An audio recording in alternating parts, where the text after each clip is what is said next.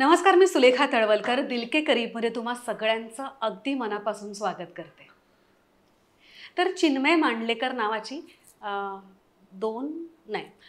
चिन्मय मांडलेकर नावाचे तीन तीन नाही चिन्मय मांडलेकर नावाची 4 माणसं आहेत. नाही, 4 नसतील, जास्त असतील. नाही थांबा, चिन्मय मांडलेकर नावाची निदान 10 तरी माणसं आहेत. नाही, खरंच मस्करी नाही करत आहे. नाहीतर इतकं काम, इतकं प्रचंड काम आणि तेही दर्जेदार एकच माणूस कसा करू शकेल? हे आणि अशासारखे अनेक प्रश्न आज आपण चिन्मयलाच विचारूया. चला तर मग स्वागत करूया द चिन्मय मांडलेकरचं. नमस्कार. नमस्कार. सॉरी, पण कसं करतोस हे सगळं? मी जेव्हा माझं आत्मचरित्र लिहिणार आहे आणि मी एक दिवशी त्याचं मी नावच ठेवणार आहे मागणी तसा पुरवठा. किंवा दुसरं पण एक नाव मी त्याचा विचार केला, जब तक है जाने जहां मैं नाचूंगी. हेच इन्स्पिरेशन आहे की आपल्याला खूप कमी गोष्टी येतात, तर ज्या येतात त्या जशा येतात तशा कराव्यात असं एक वाटतं मला. बरं, तू मस्करी करतोस हे कळतंय मला. नाही, मी खूप सिरियसली बोलतोय. नाही, आम्हाला सगळ्यांना तुझं खूप कौतुक आहे. अख्ख्या इंडस्ट्रीला खूप कौतुक आहे. तू काम उत्तम करतोसच, पण मला सगळ्यात जास्त काय आवडतं माहिती आहे? तुझं नाव कुठेही निघालं ना, म्हणजे सेटवर किंवा तुझी एखादी फिल्म रिलीज झाली असेल तेव्हा चिन्मय हे नाव 2-3 दिवस आड असं येतच. आणि आत्ता तर सुभेदार वगैरे इतके सगळे तुझे फिल्म्स चालू आहेत. सगळ्यात जास्त मला आवडतं की चिन्मय माणूस उत्तम आहे हे ऐकायला मिळतं. थँक्यू. म्हणजे जर हे मी 20 वर्षात कमावलं असेल तर I am really very happy. Even we are very happy for all this your success. आणि असंच चालू राहून दे. Thank you so much. आणि आपल्या गप्पांना सुरुवात करूया. Yes please. तू जर का दिल के करीब बघितलं असशील तर तुला बघितलंयस हो, तर तुला माहित असेल की तुझं स्वागत आम्ही गिफ्ट्स देऊन करू. गिफ्ट्स घ्यायला चाललोय मी खरं तर. आपली एक मैत्रीण आहे निलिमा अमित नावाची, बर. आणि ती एक लाईफ कोच आहे, रेकी हिलर आहे. तिने खूप सुंदर पुस्तक लिहिलंय, एक आयुष्य अनेक प्रवास, आनंदी जीवनाचं रहस्य. वाव. आणि तुझ्यासाठी भेट म्हणून पाठवलं. थँक्यू. पुस्तक भेट मिळालं की मला फार आवडतं. I really like it. छान, खूप छान. Thank you so much. थँक्यू. आपले आणखीन एक स्पॉन्सर आहेत रोहन प्रकाशन. आणि या क्षेत्रात जवळपास 40 वर्ष आहेत ते. आणि तुझ्यासाठी हे खूप सुंदर पुस्तक पाठवले त्यांनी, हा ये मुमकिन है, आणि हे खास तुझ्यासाठी आहे. म्हणजे रोहन प्रकाशन चं मला एक कौतुक काय वाटतं, ते नवीन लेखकांची खूप पुस्तकं सातत्याने छापत असतात. त्यामुळे थँक्यू सो मच. थँक्यू. माझ्याकडनं त्यांना खूप शुभेच्छा. आणि आपल्या दिल के करीबच्या सगळ्या प्रेक्षकांसाठी त्यांनी जवळपास 20% डिस्काउंट ठेवलाय जर का आपण RDK20 हा कुपन कोड वापरला तर. Very nice. धन्यवाद. आपली एक साताऱ्याची मैत्रीण आहे डॉक्टर आरती सोमण. आणि निसर्ग हर्ब्स नावाचा त्यांचा हा एक ब्रँड आहे. स्किन केअर प्रॉडक्ट्स असतात त्यांचे. आणि त्यांची स्पेशालिटी आहे अभ्यंग स्नानासाठी. आता दिवाळीसाठी अभ्यंग स्नानासाठी तेल लागणार आहे. सो 12 आयुर्वेदिक औषधांनी बनवलेलं तेल आहे. तुझ्यासाठी पाठवलेला आहे हा एक साबण आहे. चला, साबण गिफ्ट मिळालं तर आंघोळ करायलाच पाहिजे. Hair oil, body massage oil. Very nice, very nice, very nice. खूपच सुंदर. वाव. म्हणजे माझ्यापेक्षा माझ्या बायकोला खूप आनंद होणार हे सगळं बघून. उठण्याचा बॉडी स्क्रब आहे, फेस स्क्रब आहे. वाव. आणि अगरबत्त्या आहेत. हा, हे मला आवडतं. मला उदबत्त्या खूप आवडतात विविध प्रकारच्या. Very nice. Thank you so much Nisarg herbs. Thank you. Thanks a lot. आणि NH25 हा जर का कुपन कोड आपण वापरला तर निसर्ग हर्ब्सच्या या सगळ्या प्रॉडक्ट्सवरती आपल्याला 25% डिस्काउंट सुद्धा मिळणार आहे. वाव. हे खूप छान आहे यार. मला असं खूप आवडतं. म्हणजे ऑर्गॅनिक, आपण हे वेल नोन ब्रँड्स न वापरता अशा गोष्टी जेव्हा येतात ना समोर, खूपच आवडतं मला. खूप छान. थँक्यू. आपले आणखीन एक मित्र आहेत प्रीतम थोरात नावाचे, आणि त्यांच्या ब्रँडचं नाव आहे कलर बग्स. ते असे टेराकोटामधले आर्टिफॅक्ट्स बनवतात आणि हा एक शोपीस आहे असं मला वाटते, जो हँडक्राफ्टेड हँड पेंटेड आहे. Wow. आणि हा तुझ्यासाठी त्यांनी पाठवलाय खास. हँड क्राफ्टेड आहे म्हणजे हे घडवलंय पण हो, त्यांनीच. हो, हो. ओ वाव यार, खूपच सुंदर आहे. एक आहे माझ्या ह्या इंटरव्ह्यू नंतर, बाकी मला माहित नाही, माझी बायको खूप खुश होणार, तिच्या आवडीच्या गोष्टी आहेत या सगळ्या. आपली आणखीन एक मैत्रीण आहे, पार्ल्याचीच आहे, सरिता पेडणेकर, आणि तिच्या ब्रँडचं नाव आहे शाकूज. बर. तिच्याकडे ना लेदर प्रॉडक्ट्स असतात आणि भन्नाट असतात. तुझ्यासाठी ही एक टॅन बॅग पाठवली आहे. वाव, मला प्लीज यांचा नंबर पाठवा. येस, सुंदर आहे. वा वा वा वा, फारच सुंदर आहे. शाकूज मस्त आहे ना. It's आणि very nice. मला असं वाटतं तुझा पर्सनलाइज नेम टॅग सुद्धा आहे इथे. ओ वाव. हा तो ओ हा काय आहे.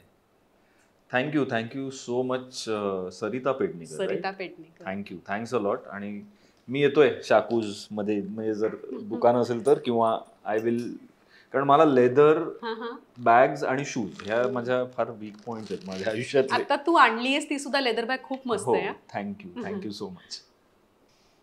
विद्याताई फडकेंची नाशिकला एक संस्था आहे, घरकुल परिवार संस्था. आणि तिथे ना दिव्यांग महिलांसाठी विद्याताईंनी बनवली ती संस्था आहे. त्या सगळ्या दिव्यांग मुली अतिशय सुंदर आर्टिफॅक्ट्स बनवतात, जसं की हे तोरण तुझ्यासाठी पाठवले त्यांनी. ओ वाव, हे बघ, फारच सुंदर आहे. छान आहे ना? अप्रतिम आहे, खरंच अप्रतिम. हा एक कंदील पाठवलाय, हा त्यांनी बनवलाय स्वतः. ओ वाव. आम्ही गेल्या वेळेस गेलो होतो इथे नाशिकला. काय कमाल संस्था आहे. आणि तिथे सगळ्या महिला आहेत बरं का, म्हणजे सिक्युरिटी पासून इलेक्ट्रिशियन, प्लंबर, सगळ्या महिला आहेत. फार सुंदर आहे. नाशिकमध्ये आहे का? कुठं नाशिकमध्ये? मी तुला ऍड्रेस वगैरे देते, Please. विद्याताईंचा नंबर सुद्धा देते. प्लीज. खूप सुंदर आहे, खूपच सुंदर. ना मस्त आहे, फारच सुंदर आहे. मला असं दिसतंय की यावेळेला माझी दिवाळीची चिंता मिटली आहे बरीचशी. थँक्यू, धन्यवाद विद्याताई, खरंच खूप आभार तुमचे. फार सुंदर आहे, फारच सुंदर आहे. अमित आणि कविता सुरसे नावाचे आपले मित्रमैत्रिणी आहेत, आणि कनिरा पैठणी हा त्यांचा ब्रँड आहे. आणि तुझ्यासाठी मस्तपैकी पैठणीचं जॅकेट पाठवलंय. ओ वाव. चला, आता आमच्या अंगावरही जरतारीचा मोर दिसणार आहे म्हणजे. खूपच सुंदर आहे. वा वा वा वा. आणि रंग न्यूट्रल आहे, सगळ्यावर जाईल. अप्रतिम आहे खरंच. थँक्यू कनिरा पैठणी. वा, सुंदर आहे नाव. Thanks a lot. Amit, Kavita, thank you so much. खूप सुंदर आहे जॅकेट. बापरे, एवढी गिफ्ट म्हणजे मला कधी आजपर्यंत दिवाळीला पण एवढी गिफ्ट नव्हते मिळाली. खरंच कमाल आहे तुमच्या कार्यक्रमाची. आपले आणखीन एक मित्र आहेत, अद्वैत बापट नावाचे, आणि त्यांच्या ब्रँडचं नाव आहे सहज हवना एंटरप्राइज. आणि त्यांनी ऑर्गॅनिक गुळापासून बनवलेला खरवस पाठवला तुझ्यासाठी. सहज हवन होते नाम घेता फुकाचे. हा संपू शकतो ताबडतोब, कारण खरवस आणि आमरस हे माझे दोन भयंकर वीक पॉइंट आहेत. मी अजिबात गोड खात नाही, अजिबातच नाही. म्हणजे ते सेटवर लोक विचारतात ना मिठा मी काय, मी कधीच विचारलं नाही आजपर्यंत. पण मला खरवस आणि आमरस या दोन गोष्टी भयंकर आवडतात. Advait Bapat, thank you so much. Thanks a lot. Thank you. ते बरं का अद्वैत बापट. अच्छा, तुमचंच आहे? अरे क्या बात आहे. आपले आणखीन एक मित्र आहेत, निशांत आवळे नावाचे, आणि त्यांच्या ब्रँडचं नाव आहे चेरी पिक. ओके. त्यांनी तुझ्यासाठी ही केबिन बॅग पाठवली. वाव. आणि पर्सनलाइज नेम टॅग सुद्धा आहे. फारच छान, फार सुंदर. थँक्यू निशांत. आणि मला मगापासून प्रश्न पडलाच होता, एवढी जी तू आता गिफ्ट दिलीस मला कशी देऊ, त्यांनी हा माझा प्रश्न सोडवला. Cherry pick. Yes, thank you. नक्की इथून पुढे चेरी पिकच्या आणखीन प्रोडक्ट्स बघणार. आणि निशांत दादांनी आपल्या दिलके करीबच्या सगळ्या प्रेक्षकांसाठी या बॅगेवर 35% डिस्काउंट ठेवलंय. Wow, super. थँक्यू. चिन्मय, आणि आपण इथे बसलोयत ना, तो आहे द प्रधा स्टुडिओ. त्यांच्या ब्रँडचं नाव आहे प्रधा. आणि 2 मैत्रिणी आहेत आपल्या, शिल्पा आपटे आणि मेधा गलगले.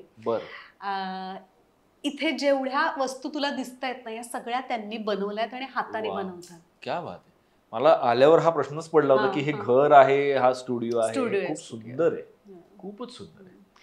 आणि दिलके करीबच्या अगदी पहिल्या स्पॉन्सर्स आहेत शिल्पा आणि मेधा. Wow. आणि त्याच्यानंतर त्यांना आपला कार्यक्रम आवडू लागला. म्हणजे प्रोफेशनल हे मैत्रीमध्ये बदल झाला त्याचा. आणि त्याच्यानंतर हा एक दिल के करीब कॉर्नर म्हणून त्यांनी फॉर्म केलाय Oh, आपल्यासाठी. wow. खूप सुंदर, खूप Shilpa, Medha, thank you so much. Yes. बरं, मला शिल्पाने सांगितलं की तुला ह्याच्यापैकी कुठली वस्तू आवडते ती तुला गिफ्ट करायची आहे. मी एक बैलगाडी घेऊन यायला पाहिजे तसं मला वाटायला लागलं आता. केवढे गिफ्ट ते गाडाभर लादून घेऊन जातात ना, तसं काहीतरी. मग एक बैलगाडी आहे बरं का तिकडे. ओ वा. छोटी आहे पण.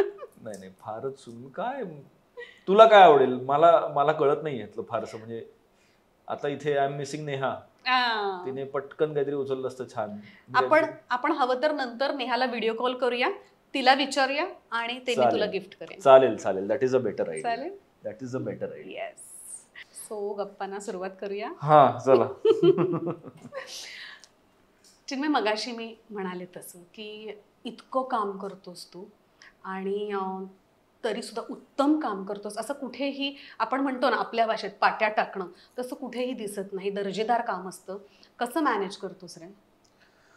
मी तुला अगदी खरं सांगू का,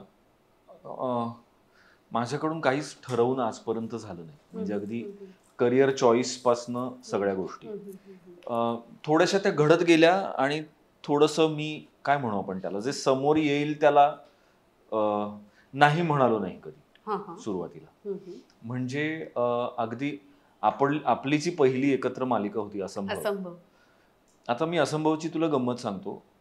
मी वादळवाट नावाच्या सिरियल मध्ये आधी, म्हणजे मी लिहित होतो ती सिरियल 3 वर्ष, सहलेखक होतो, पण मी डायलॉग्स लिहायचो, मी कामही करत होतो. मला पल्लवी मॅमने जेव्हा पहिल्यांदा बोलावलं भेटायला, मला असं वाटलं, पल्लवी जोशींनी, मला असं वाटलं की आपल्याला रोल देत आहेत. आणि मी फोटो घेऊन गेलो त्यांच्याकडे. तेव्हा आपण असे अल्बम वगैरे घेऊन जायचो ना, मी त्यांच्या घरी गेलो आणि मी असे फोटो, तर ते म्हणाले लेखक फोटो घेऊन का आलाय? तर म्हटलं सॉरी, अरे तुला मी डायलॉग्स लिहिशील का म्हणून विचारायला बोलावले. म्हटलं बरं. आणि तेव्हा ना माझं असं झालं होतं की आपण आता नको लिहूया, कारण आपण इतकी 3 वर्ष डेली सोप लिहित होतो, तर आता आपण जरा ऍक्टिंगवर फोकस करूया वगैरे असं डोक्यात होतं. पण मी विचार केला, मला त्याने एक तर त्यांनी गोष्ट सांगितली मला असंभवची, आणि पल्लवी जोशी ह्या फॅन्टॅस्टिक नरेटर आहेत, त्या अप्रतिम गोष्ट सांगतात. तर त्यांनी गोष्ट सांगितल्यावर माझं झालं नाही यार, हे लिहिलं पाहिजे आपण. आणि मी ते केलं. तेव्हा मला माहित नव्हतं की असंभव हे इतकं मोठं रेज होणार आहे पुढे जाऊन. बरं, तेव्हा मी फक्त संवाद लेखक होतो आणि पटकथा गिरीश जोशी लिहित होते. त्याच्यानंतर गिरीश गेला फायनल ड्राफ्टचे प्रयोग करायला अमेरिकेला, आणि तिथं त्यांचा लॅपटॉप चोरीला गेला. त्यामुळे डल्लास शहरातच त्यांच्या लॅपटॉपवर डल्लास मारला कोणीतरी. आणि मग इथं असा प्रश्न पडला की आता काय करायचं. बरं, तेव्हा आहे ना आत्ताच्या इतकं, म्हणजे अमेरिकेला जाणारा माणूस हा आता गेला, आता हा मग ते फोन कधी करेल आणि कसं, तेव्हा इंटरनेटची कनेक्टिव्हिटी पण इतकी स्ट्रॉंग नव्हती आपल्याकडे. तर मला असं सांगण्यात आलं की तू स्क्रीन प्ले करशील का, कारण तुला तर माहिती आहे गोष्ट वगैरे. तेव्हा 50 एपिसोड झाले होते आपले. आता पुन्हा तेव्हा असं झालं होतं की I was not ready from inside, की कारण मी स्क्रीन प्ले वगैरे कधीच केला नव्हता. पण आलाय बॉल ना आता आपल्याला, तर मग आपण तो खेळायचा. ह्या जोरावर, त्या कॉन्फिडन्सच्या जोरावर मी फक्त हो म्हटलं होतं. मला तेव्हा स्क्रीन प्लेतला स्कही कळत नव्हतं, व्हेरी ऑनेस्टली. म्हणजे जरी मी 3 वर्ष अभय सरांबरोबर काम केलं असलं तरी एक मालिका, हो अभय परांजपे बरोबर, तरी एक मालिका स्वतःच्या जोरावर, एक असतं ना की एक घरात वडील असतात आणि मग आपण असतो, आणि तो वडील नाही तर आपणच वडील, हे जे फील असतं ना ते खूप घाबरवणार असतं कधी कधी. पण तसं करत करत मी आता इथपर्यंत आलोय. आणि तू जर विचारशील तर मला आहे ना एक गोष्ट सतत, एस्पेशली वडील झाल्यानंतर, म्हणजे बाप झाल्यानंतर, मला एक गोष्ट सतत हॉन्ट करत राहते की उद्या माझं कुठलंही काम बघून माझ्या मुलांना असं वाटू नये की काय केलंय बाबा. तर हे माझ्या डोक्याच्या मागे, माझ्या कामाच्या चॉईस मध्ये पण ही गोष्ट सतत डोकावत असते. मला माहित नाही म्हणजे हे चूक की बरोबर, पण हे आहे असं. म्हणजे मी एखादी भूमिका निवडताना सुद्धा हा विचार खूप करतो की जर उद्या माझ्या मुलीने किंवा मुलाने हे बघितलं मला करताना, तर त्यांना काय वाटेल माझ्याबद्दल. आणि ते जर फारसं बरं चित्र दिसलं नाही मला माझ्या डोक्यात, तर मग मी ते नाही करत. So may be that is the driver force, बाकी काही नाही. खूप वेळेला ना असं म्हणजे इथे मी बसलेली असते समोर, आपली सेलिब्रिटी बसलेली असते आणि त्यावेळेला तुमच्या गप्पांमधून किंवा तुमच्या प्रवासातून मला कुठेतरी असं वाटत असतं नाही मग मी हे केलं ते बरोबर केलं. कारण मी सुद्धा हेच करते की वाचताना आधी विचार करते माझ्या मुलांना हे आवडेल का, किंवा मला काही खटकलं तर आधी मुलांना वाचून दाखवते की मी हे करते, तुम्हाला चालेल, तुम्ही तुमच्या मित्रमैत्रिणींबरोबर बसून हे बघू शकाल का. ऍब्सोल्युटली. नाही, अगदी तुम्ही बसून आत्ता नसाल बघू शकत. म्हणजे जसं मी काही चित्रपट किंवा वेब सिरीज अशा केलेल्या आहेत ज्या आत्ता माझी मुलं बघू शकणार नाहीयेत, पण आणखीन 10 वर्षांनी, आणखीन 5 वर्षांनी जेव्हा ते बघतील तेव्हा त्यांना कुठंही असं वाटू नये की हे काय करून ठेवलंय तुम्ही. सो यु नो, आणि that drives most of my decisions in life. म्हणजे मी सोशल मीडियावर पण नाहीये, मी फक्त एक इंस्टाग्राम अकाउंट माझा आहे, ते पण काय तर आपल्याला काहीतरी पोस्ट करावं लागतं म्हणून, बाकी मी कुठल्याही सोशल मीडियावर नाहीये. ह्याचंही हेच कारण आहे, कारण मला अनावश्यक माहिती खूप मिळते आणि आपल्याबद्दलही लोकांना अनावश्यक माहिती खूप मिळते. या भावनेतूनच मी त्याच्यापासून लांब राहिलोय. आणि त्याच्या मागे हीच भावना आहे की जे प्रायव्हेट आहे ते प्रायव्हेट ठेवता आलं पाहिजे, जे पब्लिक आहे त्याच्यासाठी आपण आहोतच. मग तुम्ही कुठेही नाचायला सांगा, आम्ही आहोत, त्याच्यात काही प्रॉब्लेम नाहीये. चिन्मय, तुझं लहानपण म्हणजे इतर चार मुलांसारखं नव्हतं, वेगळं होतं. मी अगदी खरं सांगू का, म्हणजे जरी माझी आई खूप लवकर गेली, म्हणजे मी 3.5 वर्षाचा असतानाच माझी आई गेली, पण मला लहानपणी कधी असं जाणवलं नाही की आपलं लहानपण वेगळं आहे. कारण एकतर खूप मावश्या, माझी आजी सगळ्यात मोठा सपोर्ट, आणि माझे बाबा, आणि हेच मोठी फॅमिली असल्यामुळे ना, म्हणजे तेव्हा मला नेहमी असं वाटतं की कुठलंही आनंद किंवा कुठलंही दुःख हे ऍब्झॉर्ब करून घेण्याची खूप मोठी ताकद जॉईंट फॅमिली सिस्टीम मध्ये असते. कितीही मोठं संकट आलं तरी एक जॉईंट फॅमिली असली की ते थोडंसं ऍब्झॉर्ब होतं. तर तेव्हा मला, मी इतर 4-4 वाढलो, तशीच मस्ती केली, तसंच सगळं केलं. हा, फक्त लोकांचं असं व्हायचं की अरे, म्हणजे माझी आजी थोडेसे माझे इतरांपेक्षा जास्त लाड करायची, पण दॅट इज इट. पण बाकी, आणि I am thankful to all my elders, म्हणजे माझ्या मावश्या, माझे मामा, वडील, मित्रपरिवार. आणि गिरगावात बालपण गेल्यामुळे कसं झालं की आपलं घर आणि आपण असं कधीच नव्हतं. म्हणजे आम्ही पिक्चर बघायला जायचो तेव्हा आपण एक 40 लोक एकत्र जायची वाडीतून सगळी. म्हणजे मला कधी असं लहानपणी 2 माणसं सोडून पिक्चरला गेले ते चित्रच आठवत नाही. फक्त लग्न झाल्यानंतर जे हनीमून कपल्स असायचे तेच जायचे फक्त दोघं, आणि त्यांनाही थिएटरमध्ये कोणतरी ओळखीचं भेटायचं. ती इतकी छोटी कम्युनिटी होती ती सगळी. त्यामुळं सगळं असं उघड्यावर होतं की त्यामुळे कुठल्याही मोठ्या माणसानं कुठेही कान धरावा आणि आपल्याला घरी आणावं किंवा कोणीही ओरडावं अशा वातावरणात मी वाढलोय.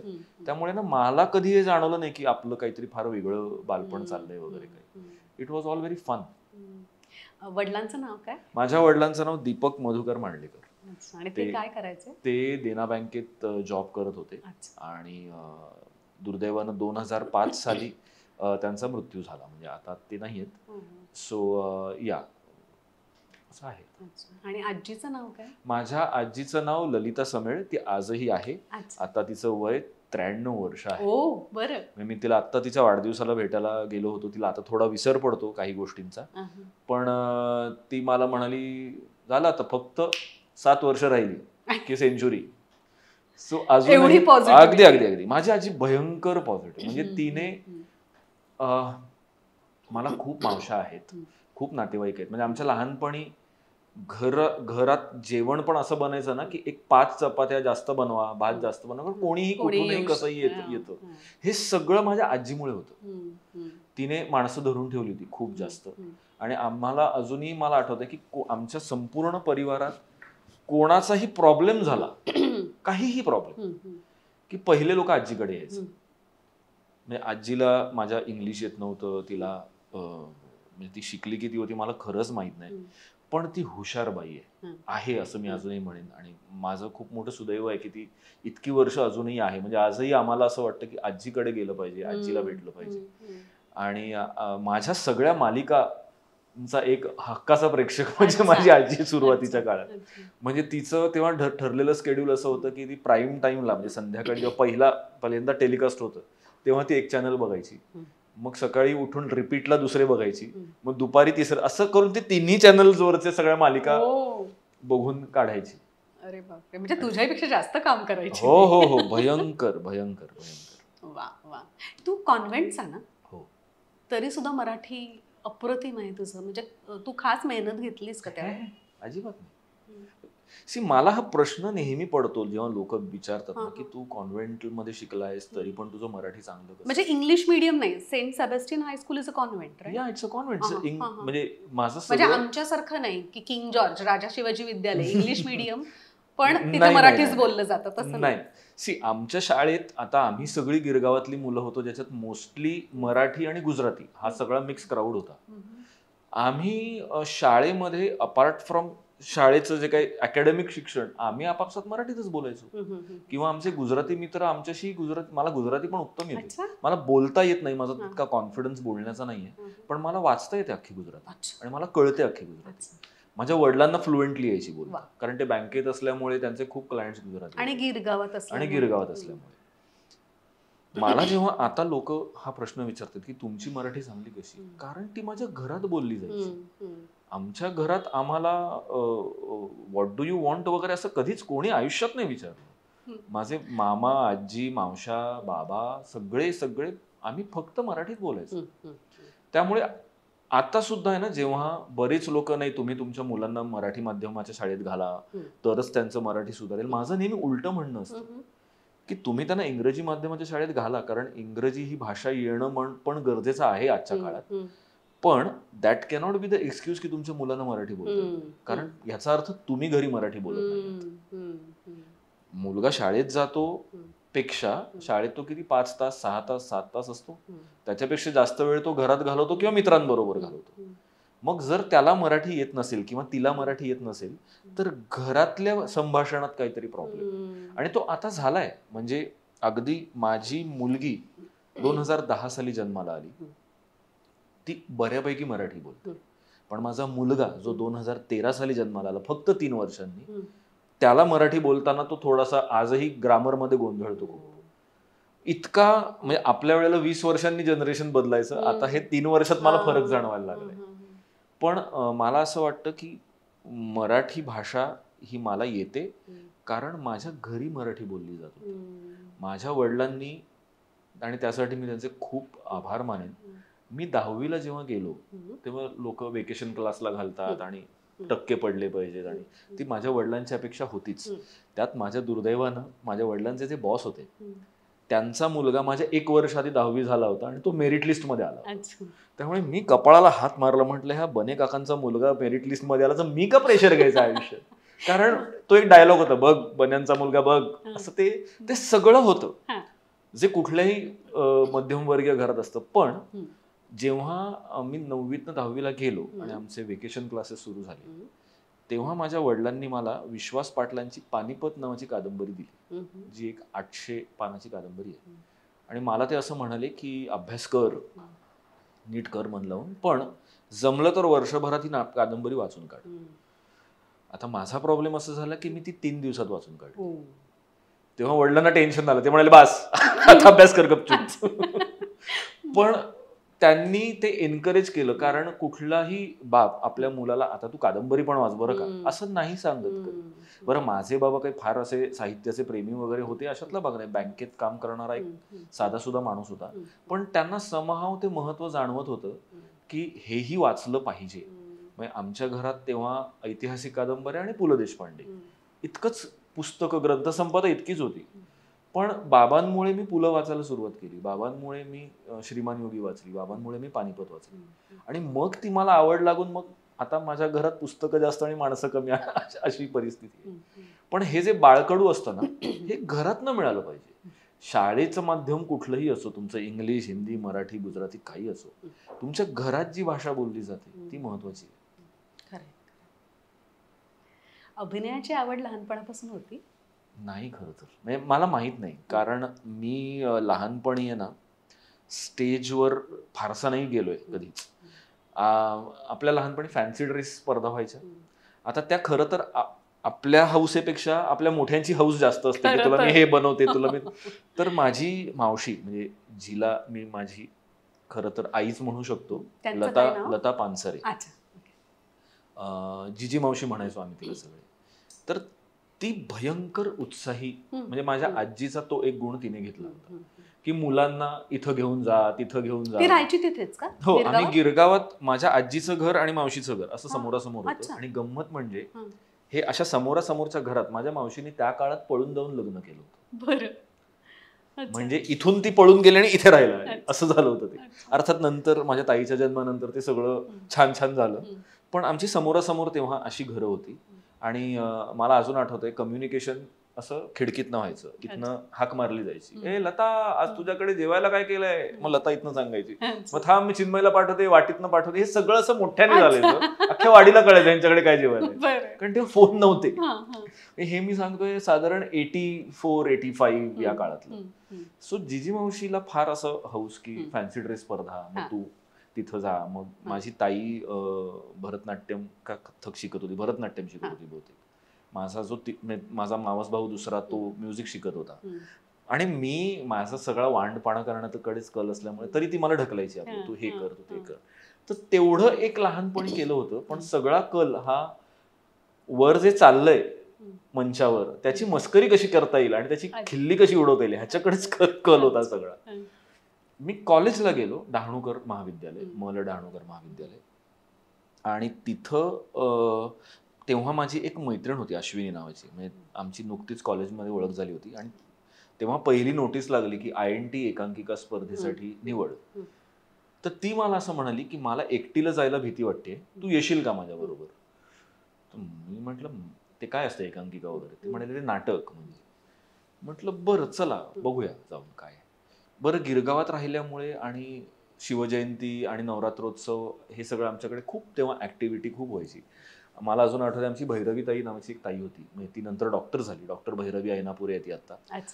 ती तेव्हा नाटकं बसवायची आमच्या, आणि ती आम्हाला लहान मुलांना घेऊन तू हे कर, तू ते कर. तर त्यामुळे ते एक जुजबी स्टेजवर उभं राहण्याची आणि वाचन करण्याची एक जुजबी सवय होती, पण ते तेवढंच होतं फक्त. तर मी गेलो, आम्ही त्या वर्गात बसलो, आणि मला अजून आठवते सुंदर मी होणार मधला एक पॅसेज वाचून घेत होते सगळ्यांकडे. आणि तो नंतर माझा खूप चांगला मित्र झाला संजोत वैद्य, जो आज निर्माता आहे. संजोत ते वाचून घेत होता. संजोत तेव्हा आमच्या कॉलेजचा स्टार होता, म्हणजे सगळ्या प्रमुख भूमिका संजोत करायचा. आणि मी बसून ते ऐकत होतो सगळं, आणि चाललं होतं काय काय काय काय. आणि आय डोंट नो मी ते कधी बोललो, काय बोललो, कोणतरी वाचत होतं आणि मी त्याच्यावर काहीतरी कॉमेंट पास केली. आणि मी त्या बाजूलाच बसलो. मला माहित नव्हतं आमच्या मागे विश्वास सोहनी बसले होते, जे आमचे दिग्दर्शक होते. ते मागेच बसले होते, मला माहितीच नव्हते मागे बसले. तर ते म्हणाले जा टू राऊंड वाच. म्हटलं मी वाचायला बिचायला नाही, मी हिच्या बरोबर आलो नाही, एवढं बोललं वाच जा. तर म्हटलं बरं. मी गेलो, ते घेतलं, आणि वाचायची सवय होती, एक बरं भाषा बोलायची सवय, मी ते वाचलं घडाघडा सगळं. विश्वास मला उद्यापासून तालमीला यायचं. माझं असं झालं, मला नाही करायचंय हे सगळं, पण म्हटलं चला बघूया, आपले मित्र पण आहेत, आपण पण आहोत. मग असं तालीम आणि त्या सगळ्यांनी मग मात्र मला ते फॅसिनेट केलं त्या सगळ्या जगाने.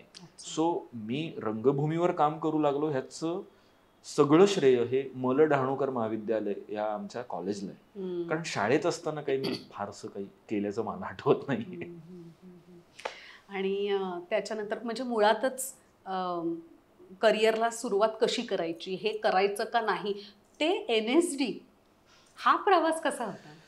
तो प्रवास नंतर खूप भरभर झाला. पण मी 11वीला असताना पहिली एकांकिका कॉलेजची, जसं आपण करतो तसं. आणि मी कॉलेजमध्ये असताना आम्ही मॉबमध्येच असायचो सतत, कारण तेव्हा आमच्या कॉलेजमध्ये खूप स्टारवॉल्ट लोक होती त्यावेळेला. म्हणजे समीर चौगुले, पुष्कर श्रोत्री हे आवडले मला खूप. सो समीर, पुष्कर, संजोत अशी म्हणजे खूप सिनियर लोक होती त्यावेळेला. आणि मला आठवतंय आम्ही पहिलेच वर्ष एकांकिका केली आणि आमची दुसरी आली होती. अर्थात त्या सिनियर्सना दुःख झालं होतं, कारण त्यांना पहिलं यायचं होतं, पण आम्ही त्याच्यातही खुश होतो की अरे वा, आपल्याला बक्षीस मिळालं.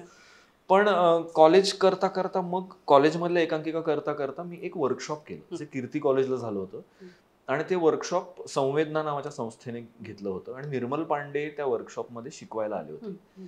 निर्मल पांडेंकडनं पहिल्यांदा मी NSD या संस्थेबद्दल अच्छा. ऐकलं आणि मग त्यांनी सांगितलं की NSD आहे असं तसं. आणि तेव्हा माझं असं झालं, बरं तोपर्यंत तो जो एक किडा असतो तो चावला होता पूर्णपणे की आपल्याला आता हेच करायचंय. बाबांची फार इच्छा होती की मी CA ला जावं, पण मी काही CA ला जाणार नव्हतो. मग त्यांची अशी इच्छा होती की मी लॉ करावं, जे मला आवडलं असतं करायला, कारण मला आवडीचा विषय होता तो. पण मग आमच्यात अशी एक मांडवली झाली की मी NSD अटेम्प्ट करेन ग्रॅज्युएशन झाल्यावर. जर झालं सिलेक्शन तर मग मी जाईन NSD ला, नाही झालं तर मग मी लॉ करेन. पण माझं लॉ का करायचं होतं? मला आवडीच. माझी आई लॉयर होती. ती जजची परीक्षा देत असताना तिचा मृत्यू झाला होता. तेव्हा ती प्रेग्नेंट होती आणि she used to work for a lawyer. आणि मला फारशा तिच्या आठवणी नाही आहेत व्हेरी ऑनेस्टली, पण जे म्हणजे आजी मावशा सगळे सांगतात की खूप हुशार होती. आणि ती त्यावेळेला संस्कृतमधनं नभोनाट्य जे होतं ना आकाशवाणीवर, ते ती सादर करायची. तिला संस्कृत उत्तम येत होतं, जे मला येत नाही फारसं. सो हुशार होती माझी आई. सो त्यामुळं मला असं होतं की नाही मग मी लॉ करेन. आणि माझं व्हेरी जेन्युइनली सांगतो, माझा आवडीचा विषय होता तो. म्हणजे मी इनफॅक्ट NSD वरनं आल्यानंतर एकदा असं विचार केला होता की 2 वर्ष लावून करूया का लॉ आपण पूर्ण, पण अर्थात तेव्हा वेळ नव्हता माझ्याकडे. सो NSD ला झालंच मग सिलेक्शन आणि मग गेलो NSD ला. पहिल्या फटक्यात झालं. पहिल्या फटक्यात झालं. किती टेन्शन होतं त्यावेळेला की आपण NSD ची परीक्षा देतोय? आता मी तुला त्याच्यातली गंमत सांग. NSD ला आहे ना ग्रॅज्युएशन कंपल्सरी आहे. म्हणजे तुम्ही ग्रॅज्युएट असलाच पाहिजे, तुम्ही आर्ट्स सायन्स कॉमर्स काही का. मी 2000 साली TYच्या परीक्षेला बसलो आणि मी तोपर्यंत माझी सायकी इतकी ट्यून्ड झाली होती की आपल्याला NSD ला जायचंय म्हणून आपण ही परीक्षा देतोय, बाकी ह्याचं काहीही कारण नाहीये देण्याचं. तर आता आणि ते कॉमर्समध्ये शक्यही होतं की मी आपल्याला 35 मार्क पडतील का एवढाच पेपर देऊन मी निघून जायचो. पास होतोय ना मग आता पास झालं, आता पुढचा पेपर येत असला तरी सोडवायचा नाही. त्यामुळे माझे म्हणजे TYच्या परीक्षेतले मार्क अप्रतिम आहेत. 35, 36, 37, 35 असे मार्क आहेत मला सगळ्यामध्ये, कारण माझी इच्छाच संपली होती. मी तेव्हाही सुद्धा मी रोज सकाळी कॉलेजला पहिलं लेक्चरला बसायचो, तिथनं उठून मी NCPA ला जायचो रोज, कारण NCPA ची लायब्ररी ह्यूज आहे आणि माझा फोकस NSD ची तयारीवर होता सगळा. आणि तेव्हा NCPA च्या लायब्ररीत चेतन असायचा, चेतन दातार, आणि तो गाईड करायचा की हे पुस्तक वाच. आणि मी तेव्हा 10 ते 5 लायब्ररी उघडी असायची, मी 10 ते 5 रोज बसायचो, रोज न चुकता. माझा तो अभ्यास मुख्य चालला होता सगळा. आणि हे आता एक मधला अडथळा दूर करा असं चाललं होतं माझं. आणि आमचा शेवटचा पेपर एक्सपोर्ट मार्केटिंगचा होता आणि तो सोपा पेपर होता खूप, पण समहाव मला तो पेपर देता नाही आला कारण माझी तब्येत बिघडली त्या रात्री आणि मला तो पेपरच देता नाही आला. त्यामुळे माझं असं झालं, अरे देवा, आता आपण ह्या वर्षी NSD ची परीक्षा नाही देऊ शकत, कारण गेला आपण ग्रॅज्युएट नाही होतात, आपण ऑक्टोबरमध्ये अपिअर होऊन हा पेपर क्लिअर करू आणि मग पुढच्या वर्षी. तर तेव्हा मला अनेकांनी सांगितलं देऊन टाक ना परीक्षा, तुला एक कळेल तरी काय असतं NSD ची परीक्षा देऊन टाक. सो मी जेव्हा NSD ची परीक्षा देत होतो तेव्हा मला माहित होतं माझं सिलेक्शन जरी झालं तरी मला जाता येणार नाही, कारण ग्रॅज्युएशनचा एक पेपर राहिलाय. मे बी म्हणून असेल ते असतं ना की आपल्याला काही पडलेलीच नाहीये. माझं पहिल्याच अटेम्प्टला सिलेक्शन झालं आणि मग यक्ष प्रश्न असा उभा राहिला की आता काय करायचं. माझा अश्वथ भट नावाचा एक सिनियर आहे, तुम्ही जर राजी वगैरे पिक्चर बघितले असतील तर अश्वथने खूप छान भूमिका आहे त्याची राजीमध्ये, आलिया भटचा जो आला होता पिक्चर. आत्ताही तो चांगलं काम करतोय खूप बॉलिवूडमध्ये. तर अश्वथला तेव्हा मी भेटलो आणि अश्वथला मी सांगितलं की माझा असा प्रॉब्लेम आहे. तो म्हणाला एक काम कर, तू जॉईन हो, बघू आपण काय करायचं. मग मी जॉईन झालो NSD ला. आमचं एक सुरुवातीला त्याला लोक रॅगिंग म्हणतात, आम्ही त्याला इंट्रो फेस्ट म्हणतो, इंट्रोडक्शन फेस्टिवल. खूप मजा येते. हे सगळं झालं आणि तोपर्यंत माझा प्रॉब्लेम अनेक सिनियर्सना कळला होता. तर मला सगळे सांगायला लागले कुछ नहीं होता, एक जाली मार्कशीट बनवा के दे दो, कुछ नहीं होता, ये सिलेक्शन बाद में नहीं होगा. आणि मग मी बाबांची पण बोललो. मला बाबांनी एकच गोष्ट सांगितली तेव्हा की सोपं आहे खोटी मार्कशीट बनवणं, कारण त्यांना ओरिजिनल पण नको, त्यांना झेरॉक्स हवी होती फक्त. ती एक फॉर्मॅलिटी होती फक्त. पण will you be able to live with this throughout your life, तू विचार कर आणि मला उद्या सांग, असं ते मला म्हणाले. आणि तेव्हा STD फोन होते फक्त. मी दुसऱ्या दिवशी बाबांना फोन केला, म्हटलं बाबा तुम्ही या, आपण डिरेक्टर सरांना भेटू आणि त्यांना सांगून मला नाही खोटी मार्कशीट वगैरे बनवायची. आणि मग बाबा आले. तेव्हा आमचे डिरेक्टर रामगोपाल बजाज म्हणून डिरेक्टर होते. मग मी त्यांना भेटलो, त्यांना मी सांगितलं माझा असा असा प्रॉब्लेम झालाय, मी फेल झालोय परीक्षेत, मला नाही, मी ग्रॅज्युएट नाहीये, पेपर नाही देता आलाय मला. तर ते मला म्हणाले ठीक आहे तू जा, आम्ही तुझी सीट रिझर्व ठेवू, तुला पुढच्या वेळेला परीक्षा देण्याची गरज नाहीये. सो ते जे काही मी एक 7 दिवस मध्ये अश्वथचं जे थिंकिंग होतं ते करेक्ट होतं की तू ये, तू राहा, तरच ते, नाहीतर मग ते म्हणतील कोण सिनेमे मांडले, कारण आम्हाला नाही, ओके ह्याला काढा, दुसऱ्याला घ्या वेटिंग लिस्टवरच्याला. आणि तशी माझी सीट रिझर्व ठेवण्यात आली. सो मी नेक्स्ट इयर जेव्हा गेलो, कोइन्सिडेंटली आणखीन एका मुलाचा सेम प्रॉब्लेम झाला, राजेश शर्मा म्हणून माझा एक बॅचमेट आहे. सो आमच्या दोघांची सीट रिझर्व ठेवली आणि आम्ही दुसऱ्या वर्षी विदाऊट एक्झाम आम्ही NSD मध्ये गेलो. त्यामुळे त्या वर्षी फक्त 18 लोकांचं सिलेक्शन झालं, कारण आम्ही दोघं ऑलरेडी सिलेक्टेड होतो. सो अशी गंमत आहे माझी NSD ला जाण्याची. पण मला ह्या गोष्टीचा खूप आनंद आहे की मी त्यावेळेला तो सोप्पा मार्ग नाही स्वीकारला. I am very happy about it today. आणि तेव्हा बाबांनी खरंच योग्य सल्ला दिला. जेव्हा मला अख्खं जग सांगत होतं की काही नाही होत, कोण बघायला पण येत नाही, तू देऊन टाक, तर बाबा म्हणाले की नाही, आपल्याला असं नको. चिन्मय, एकंदरीतच आत्ता ज्या गप्पा चालू आहेत त्याच्यावरून मला असं वाटतंय की सुरुवातीला तू म्हणालास की जे काम आलं ते मी घेत गेलो, पण मला असं वाटतंय की ते चुकूही शकतं रे. म्हणजे तुझ्या कॅलिबरची किंवा आत्ता तुझ्या स्टेजला जी माणसं सक्सेसफुल झालेले ते खूप कॅल्क्युलेटिव्ह मूव्स करतात की मी हे केलं तर मी यशस्वी होईन. पण तुझं म्हणणं आहे की तू ते करत गेलास, म्हणजे आयुष्य जसं तुला जी वाट देईल ती वाट घेत गेलास. I think you are very lucky also. Of course I am very lucky. मी ऑफकोर्स खूप लकी आहे, कारण मला सुरुवातीच्या काळात खरंच खूप चांगली माणसं भेटली. म्हणजे अभय परांजपे, शशांक सोळंकी, ज्यांनी माझी पहिली मालिका मला दिली, मला नायक म्हणून पहिली मालिका त्यांनी दिली, तू तिथे मी. त्याच्यानंतर संगीत कुलकर्णी, मंदार देवस्थळी सारखे दिग्दर्शक मिळाले. विनय आपटे सरांसारखा एक गुरु मिळाला नाटकात. चेतन सारखा एक गुरु मिळाला, चेतन दातार सारखा. त्याच्यानंतर फिल्म जेव्हा करू लागलो तेव्हा पहिली फिल्म राजीव पाटील सारख्या दिग्दर्शकाबरोबर केली आणि त्याच्यानंतर सलग 4 सिनेमे केले राजीव बरोबर. तिथपासून ते आता अगदी दिग्पाल सारखा मित्र भेटण्यापर्यंत ह्याच्यामध्ये खूप नावं आहेत, खूप लोकांची नावं आहेत. प्रसाद कांबळी सारखा निर्माता मिळाला, ज्याने सुखांची भांड तो आम्ही सारखं नाटक दिलं मला. कुमार सोहनींसारखे दिग्दर्शक मिळाले. असे अनेक नाव आहेत. पण पुन्हा मी तेच सांगतो की काय ना, एक जो तुमच्या आतमध्ये एक आवाज असतो जो तुम्हाला सांगत असतो हे करावं की हे नाही करावं. म्हणजे जसं मी ते म्हटलं मगाशी की एक ऑप्शन होता माझ्याकडे खोटी मार्कशीट देऊन जाण्याचा, पण तो एक आवाज सांगत राहिला की हे नको. तसं प्रोजेक्टच्या बाबतीतही होतं माझं बरेच. आणि एक काळ असतो जेव्हा तुम्ही येईल ते काम घेता एका पॉइंट पर्यंत, त्याच्यानंतर तुमच्या लक्षात येतं की आता थोडा गिअर बदलायला पाहिजे आपल्याला. तो कधी बदलायचा हे तुम्हाला कळणं खूप गरजेचं आहे. आणि त्याच्यासाठी तुमचे कान उघडं असणं खूप गरजेचं आहे आणि तुमच्या आजूबाजूला तुमच्याकडे ऑब्जेक्टिव्हली बघणारी माणसं असणं खूप गरजेचं आहे. इथे खूप मोठं क्रेडिट माझ्या पत्नीचं आहे. म्हणजे तिचं माझ्यावर निरतिशय प्रेम आहे, पण हे जे तू करतोयस हे बरोबर नाही किंवा हे चुकलंय किंवा हे चुकू शकतं किंवा हे सुधारलं पाहिजे, हे ती कॅन्डिडली माझ्या तोंडावर सांगणारी सगळ्यात पहिली व्यक्ती ती आहे. आणि बरेचदा शेवटची असते पण ती ते सांगते. आणि तिच्यामुळे तो माझा एक बाउन्सिंग बोर्ड किंवा आतला आवाज तो आहे माझा, की तिला नेहमी मी तिचं इन्स्टिंक्ट बरेचदा मी, कारण तसं पाहायला गेलं तर तिचं इन्स्टिंक्ट हे सामान्य प्रेक्षकाचं इन्स्टिंक्ट आहे, पण बिकॉज ती एक फोटोग्राफर आहे, ती बऱ्यापैकी बघते बऱ्याच गोष्टी, म्हणजे माझ्यापेक्षा जास्त तिला माहिती असतं कुठली मालिका, कुठलं काय, कुठली वेब सिरीज.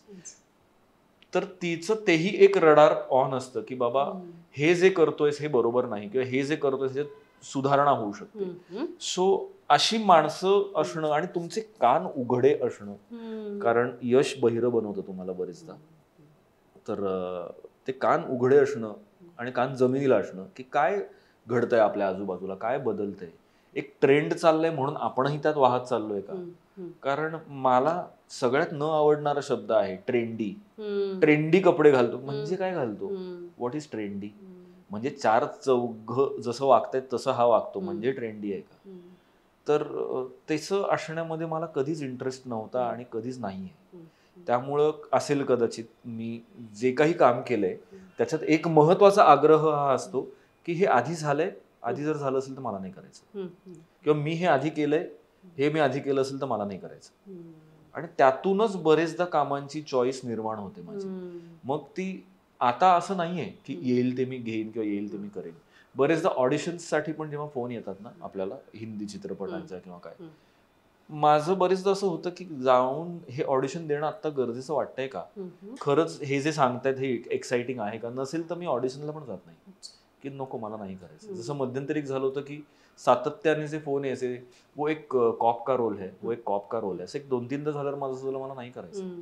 पोलिसांचे रोल करून त्या पोलीस, तो ठीक आहे तो पोलीस आहे पण एक भूमिका अत्यंत वेगळी आहे आणि काहीतरी छान घडतंय त्याच्या आयुष्यात, तर मग काही हरकत नाही, मग तो कॉप असू दे नंतर डॉक्टर असू दे. पण तुम्ही टाईपकास्ट करणार असाल तर मला ते नाही करायचं. आणि मी माझ्या करिअर ग्राफकडे जेव्हा आता बघतो जो काही आहे तुटपुंजा आतापर्यंतचा, तेव्हा माझ्या असं लक्षात येतं मी खरंच वेगवेगळ्या भूमिका मिळाल्या मला आणि मी त्या बाबतीत खूप लकी आहे. म्हणजे मला छत्रपती शिवरायांची भूमिका ही ऑफर झाली आहे, मला तू तिथे मी मधला तो एक 63 नवराही करायला मिळालाय आणि मला तुकाराम महाराजही करायला मिळाले. So I am happy about that. मला लोकांनी त्या मेकर्सनी त्या वेळेला तो विश्वास दाखवणं ह्याच्यासाठी मी लकी मानतो. आणि बिट्टाचं सुद्धा कौतुक. आणि ऑफकोर्स बिट्टा पण मिळाला करायला. येस. कारण म्हणजे मी गंमत सांगू का तुला, मला संगीत दादाने जेव्हा तुकारामसाठी फोन केला होता, तू माझा सांगाती या मालिकेसाठी, त्याच्या आधी 2 वर्ष मी तू तिथे मी नावाची मालिका करत होतो, ज्याच्यातली भूमिका ही एक अत्यंत संशयी, अत्यंत तिरसट तापट अशा नवऱ्याची भूमिका 2 वर्ष मी करत होतो. ती मालिका हिट होती. त्याच्यानंतर 1 महिना गेला होता मध्ये फक्त. मे 2014 मध्ये तू तिथे मी संपली होती आणि मी जून 2014 मध्ये तू माझं संगतीचं शूटिंग सुरू झालं होतं माझं. मला संगीत दादाचा फोन आला की मी अशी अशी मालिका करते, तुकाराम महाराजांची भूमिका तू करशील का? तर माझ्यासाठी तेच अनएक्सपेक्टेड होतं आधी की मला कोणीतरी ही भूमिका ऑफर करेल. मी ऑडिशनला गेलो तेव्हा मला तो असं म्हणाला की इथे कोणालाच तू नकोयस, चॅनलला तर तू अजिबात नकोयस, कारण कोणाचाच इथे विश्वास बसत नाहीये की तू ही भूमिका करू शकशील, पण माझा विश्वास आहे की तू ही भूमिका करू शकशील. तर माझा विश्वास सार्थ ठरवण्यासाठी ऑडिशन चांगली दे. आणि मी ती ऑडिशन माझ्या परीने जी काही शक्य होती ती दिली आणि समहाव दे चॅनललाही असं वाटलं असेल की हा करू शकेल. आणि त्याच्यानंतर पुढे सलग 4 वर्ष मी ती भूमिका करत होतो. 1300 भाग झाले त्या सिरियलचे. आणि मग मला अशी लोक भेटायला लागली की आता तुकारामांच्या भूमिकेत आम्ही तुम्हाला बघू शकतो. ते सुरू असताना दिग्पाल सारखा मित्र छत्रपती शिवरायांची भूमिका घेऊन होता. आणि मला अजूनही माहिती आहे की जेव्हा त्याने म्हणजे हे जेव्हा कळलं लोकांना की मी ती भूमिका करतोय, तेव्हा अनेकांच्या भुवया उंचावल्या गेल्या होत्या की पण तो कसा वाटेल किंवा तो कसा करू शकेल, त्याला कसं येईल. तर हे जे आहे ना, always starting as an underdog always helps, कारण इट गिव्स यू दॅट काय म्हणू आपण त्याला की एक बूस्ट की नाही आता आपण प्रयत्न केला. सेम काश्मीर फाईल्सचं झालं. विवेक अग्निहोत्री अनेक लोकांना, कारण काश्मीरी माणूस आहे त्यामुळे ते त्या भागातलाच कोणतरी ऍक्टर, फार फार तर नॉर्थ इंडियन थोडंसं असं बघत होते. आता मला हे माहित नाही पल्लवीजींना तेव्हा माझं नाव का सुचलं. आम्ही असंभव एकत्र केली होती पण त्याच्यामध्ये जवळजवळ एक असंभव 2007 साली संपली. सो एक 13 वर्ष गेली होती, 13-14 वर्षामध्ये. आणि त्या मधल्या काळात आमचा काही असा फार रोजचा संपर्क होता अशातलाही भाग नाही. एक वाढदिवसाला मी त्यांना मेसेज करायचो, त्या मला करायचे, एवढाच होता फक्त संपर्क. आणि अचानक एके दिवशी मला त्यांचा फोन आला की आम्ही एक चित्रपट करतोय, तू ऑडिशन देशील का? म्हटलं हो देतो. जरा वेगळं आहे, भाषा वेगळी आहे, तुला तू ते करू शकशील का? म्हटलं काय भाषा आहे? काश्मीरी भाषा आहे. म्हटलं बरं. म्हटलं एक काम करा, मला रेफरन्स पाठवू शकाल का काय? ती म्हणाली हा, मी तुला त्या कॅरेक्टरचाच रेफरन्स पाठवते. त्यांनी एक लिंक पाठवली जी यासिन मलिकची आपकी अदालत मधल्या इंटरव्ह्यूची लिंक. 52 मिनिटाचा इंटरव्ह्यू होता त्याचा. आणि स्क्रिप्ट पाठवलं ऑडिशनचं. तर मी ते वाचलं, माझ्या लक्षात आलं हे काय पात्र आहे. मग मी ती यासिन मलिकची क्लिप अनेक वेळा ऐकली आणि काश्मीरी भाषेत काय नुआन्सेस आहेत ते मी ते ऐकून ते पिकअप केलं. त्याचा तो स्लीपी आयज होता, त्याचा एक डोळा बंद होतो बोलताना. म्हटलं हे इंटरेस्टिंग आहे. आणि मी तशी ती ऑडिशन दिली. म्हणजे मी एनडी स्टुडिओमध्ये आम्ही पावनखिंडचं शूटिंग करत होतो.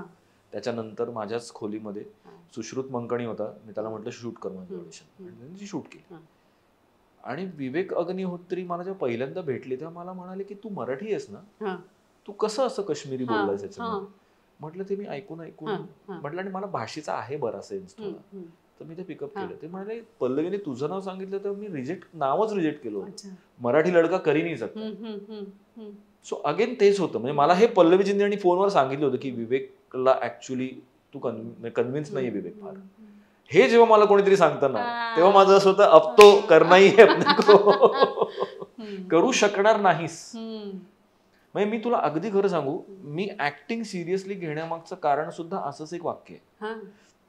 एक आमची कॉलेजच्या नाटकाची तालीम चालली होती एकांकिकेची. अजाणता राजा नावाची एकांकिका आम्ही करत होतो INT साठी. विवेक आपटेंनी ती लिहिली होती, विश्वास डिरेक्ट करत होता. आणि एक तालीम असते ना जेव्हा दिग्दर्शक सगळ्यांवर चिडतो, तशी ती एक तालीम होती ज्याच्यात तो सगळ्यांवर चिडला विश्वास आणि खूप खूप खूप बोलला सगळ्यांना. बरं मी मॉब मध्ये होतो, मला वाक्य पण नव्हतं एकही, पण असं मी त्याच्या रडारवर आलो अचानक आणि तो म्हणला तू आयुष्यात जमणार नाही अभिनय काही, असं एवढंच बोलला. आणि तो पुढे आता हे त्याच्या विश्वास नसेल, पण तो जो ट्रिगर बसला ना मला की आता तर हेच करायचं. तिथून मी ते वर्कशॉप करायला गेलो की आपल्याला आता हे कुठं शिकता येईल आणखीन. मग मला ती वर्कशॉपची जाहिरात दिसली, मग मी ते करायला गेलो कीर्ती कॉलेजमध्ये. आणि तिथून माझा हा सगळा प्रवासच ह्या दिशेला आला. नाहीतर मी कुठेतरी लॉ करून आज फर्म थाटून बसलो असतो कुठेतरी लॉयर म्हणून, आणि छंद म्हणून कदाचित काहीतरी करत असतो किंवा नसतो करत. सो ते you cannot do is the most dangerous sentence one can tell me, but then I have to do. हा प्रॉब्लेम आहे.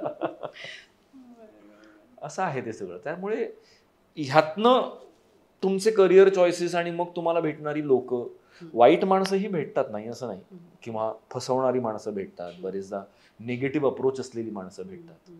पण आय डोंट नो, मला समहाव म्हणजे आता मी इतकी वर्ष मालिका क्षेत्रात काम करतो, 30 मालिका झाल्या असतील मला लिहून, आता निर्माता म्हणूनही करतोय. बरेचदा चॅनल मधली माणसं असं म्हटलं की लोकांचा तो आयदर चेष्टेचा विषय होतो किंवा चॅनलमध्ये कोणतरी वाईटच माणसं बसले. तसं एक समज माझे खूप चांगले मित्र आहेत आज चॅनल्समध्ये. म्हणजे ते चॅनलमध्ये ते आहेत, आमची भांडणं झालेत आणि मग मैत्री झाली. कारण माझ्या असं लक्षात येतं की त्यांचा एक काहीतरी पॉइंट ऑफ व्ह्यू आहे, ते असंच हवेत बोलत नाहीये कोणी. हा, त्यातले जे बिंडोक असतात तेही कळतात आपल्याला, नाही असं नाही, पण त्यांचा पॉइंट ऑफ व्ह्यू समजून घेतल्यानंतर ही माणसं म्हणून हे कुठल्या अँगलने बोलतायत किंवा कुठल्या हेतूने बोलतायत हे जेव्हा तुम्ही जेव्हा कम्युनिकेशन करायला लागता ना, तेव्हा तुम्हाला जाणवतं की अरे नाही, आपण उगीच एक परसेप्शन करून बसलोय या माणसाबद्दल, तसं नाहीये काही. आणि माझं असं अनेक लोकांच्या बाबतीत झालंय.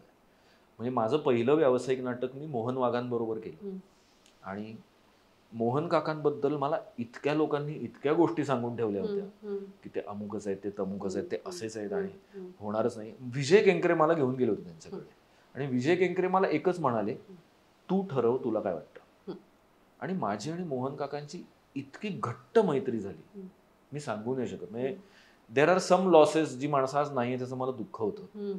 एक विनय सर आहेत, विनय आपटे सर, आणि दुसरे मोहन काका. म्हणजे माझ्या मुलीचा जन्म ज्या दिवशी झाला त्याच दिवशी मोहन काकांचा मृत्यू झाला. मी सकाळी मॅटर्निटी होम मध्ये होतो आनंदात, आणि मला दुपारपर्यंत कळलं की मोहन काका गेले. सो दुपारी मी दादर स्मशानभूमीत होतो. सो तो एक इव्हेंटफुल दिवस होता माझ्या आयुष्यातला, बट आय रिअली मिस हिम.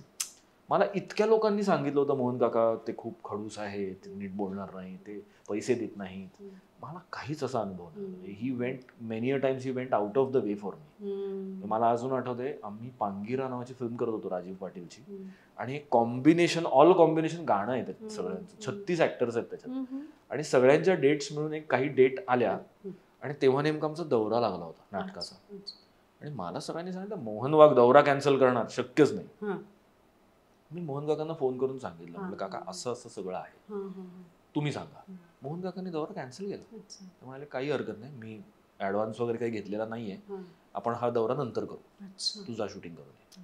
आणि ह्याचं त्यावेळेला धक्कादायक आश्चर्य वाटलं तो लोकांना की मोहन वाघांनी कसं काय तुझ्यासाठी दौरा कॅन्सल केला. म्हटलं मी जेन्युइनली जाऊन त्यांना माझा प्रॉब्लेम सांगितला की हे असं असं आहे, एवढ्या लोकांच्या कॉम्बिनेशन डेट्स जुळतात आणि हे गाणं होणं गरजेचं आहे. आणि ही कोऑपरेटेड. आणि असं माझ्या बाबतीत अनेक लोकांबरोबर झालंय. शशांक सरांबद्दल अनेक लोक मला अरे शशांक असा आहे, शशांक तसा आहे, but he has proven kind of a mentor. Rakesh Sarang sir, मला राकेश सारंग आणि माझं पण खूप चांगलं वर्किंग रिलेशनशिप तयार झालं. आम्ही अनेक मालिका एकत्र केल्या आणि मालिकांच्या पलीकडेही एक रिलेशनशिप आहे. मला अनेक लोकांनी त्यांच्याबद्दल असं सांगितलं होतं की नाही सारंग असं, सारंग तसं वगैरे, ते ऐकून घेत नाहीत कोणाचं. मला काहीच अनुभव नाही असा. सो अशी अनेक माणसं तुम्हाला भेटत जातात. मला त्यातनं एकच कळलंय की प्रत्यक्ष भेटल्याशिवाय परसेप्शन बनवू नका कोणाबद्दल, कारण आपण त्या परसेप्शनवर खूप जातो. मला हेही माहिती आहे की माझ्याबद्दलही खूप परसेप्शन आहेत लोकांची अशी की अरे नाही तो खूप अकडतो, तो खूप अकडू आहे, तो खूप रागीट आहे. मला अनेक लोक भेट झाल्यानंतर, म्हणजे आता एक काम करू लागलो, भेटलो, हे मी ऐकत असलेलं टिपिकल वाक्य आहे, यार तुझ्याबद्दल जसं ऐकलं होतं तसं नाही आहेस तू. ही खूप कॉमन गोष्ट आहे माझ्याबद्दल. माझं स्वतः की ठीक आहे, उत्तम आहे, चांगली गोष्ट आहे. आपल्याला जर लोक थोडे वचकून आहेत तर चांगलं आहे. आता राकेश आणि क्राईम पेट्रोलचा विषय निघाला, त्याचे सुद्धा खूप अनुभव आहेत ना. अरे खूप खूप खूप मज्जा आली मला. 1 वर्ष मी क्राईम पेट्रोल केलं. 1 वर्ष अख्खं.